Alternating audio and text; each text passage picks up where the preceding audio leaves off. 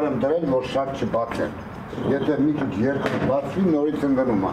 Ահա այսպես են Էջմիածնի վետերանների խորհրդի շենքի դուռը ամեն օր բացում ու փակում հայրենիքին ծառայություններ մատուցած այս տարեցները։ Կոտրված դուռ, մաշվածությունից խունացած ու ճաքած պատեր, կաթացող առաստաղ, որի հետնապատկերում օրեր մաշող վետերաններն են իրենց համեստ հետաքրքրություններով։ Գալիս ենք, զբաղվում ենք, ուրախանում ենք,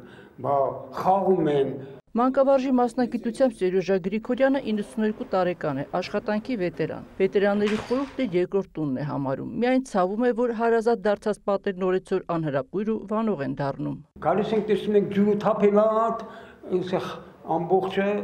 հանդվում են, ոչ մեկը ոչ տեղականգնում, ոչ էլ սարքում են։ Չի կարելի տենց էլի։ Վերջապես մենք վետերաններ ենք, աշխատել ենք, եկել ենք հանգստանալու, բայց որ տեսնում ենք թափմագրխներից ինչ անենք։ Շուրջ 30 տարի սա հավաքատեղի է ոչ միայն հայրենական մեծ պատերազմի, այլև թիկունքի և աշխատանքի վետերանների համար։ Երկրորդ աշխարհամարտի էջմիածինցի վերջին վետերանը մահացավ 3 տարի առաջ 103 տարեկանում։ Ստալինգրադի ճակատամարտի մասնակիցներից էր, մի քանի լեզուներ էր տիրապետում, փայլուն հիշողություն ուներ նույնիսկ 1 դար ապրելուց հետո։ Նրա մասին նաև ֆիլմեր ու հաղորդումներ են նկարել։ Մոսկվայից էլ եկան նկարեցին, ֆիլմը կինո Մոսկվայի մեջ ցույց տվեցին։ Երևանի առաջի ալիքն էր եւ Մոսկվայից էլ էին եկել։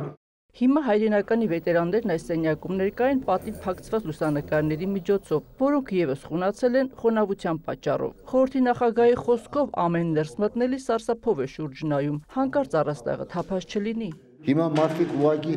չեն ուզում մտնել ստեղ, որտեղ նստած տեղը տարիքով մարդ է, նստած ընդեղից բետոն բանը փոկվում է, ընկնում է, վախենում են։ Ես ուղղակի պատվից խաթեր եւ նաեւ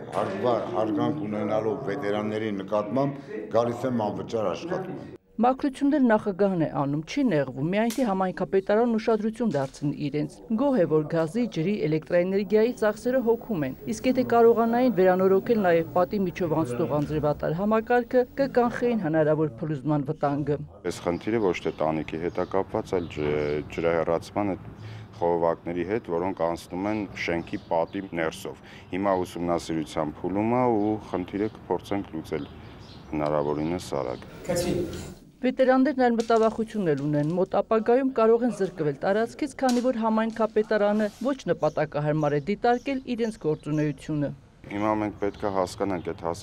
հասարակական կազմակերպության ծավալած գործունեությունը, ինչքանով է իրականում ծառայում հասարակությանը։ Վերջին ժամանակներին մշտադիտարկում ենք իրականացրել եւ հասկացել ենք, որ այնտեղ ընդամենը շաբաթվա մի քանի օր հնարավոր է հավաքվեն նարդի խաղան, մի խոսքով զբաղվեն, զրուցեն, դեռևս հստակ որոշում չկա, բայց դիտարկում ենք ավելի արդյունավետ օգտագործելու տարբերակը, տարածքը։ Վետերանները սրտնեղում են հավաքատեղի հնարավոր փակումից, որտեղ ժամանակ առ ժամանակ նաև գրքեր են թերթում, քննարկում վաղուց կարդացածները։